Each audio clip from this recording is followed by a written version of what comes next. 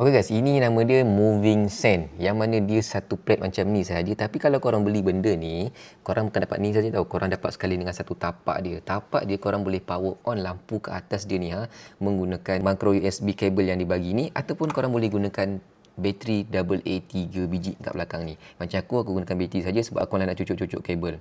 So, Moving Sand ni cantik sangat. Ada banyak warna yang korang boleh pilih.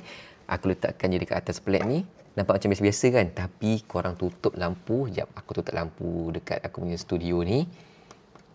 Ini adalah result yang korang akan dapat. Sangat cantik, nampak tak?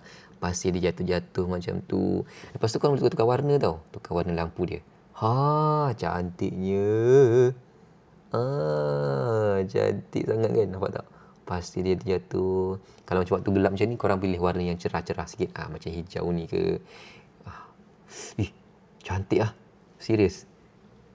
Ada banyak warna pasir yang korang boleh pilih tau. Macam aku akan ambil pasir warna biru. Serius, cantik sangat.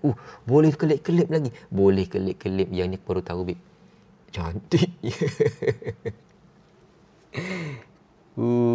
Mantap, mantap, mantap, mantap. So guys, kalau korang nak, kau dah dapatkan link dekat bawah. Tekan aja. Lepas tu boleh terus check out.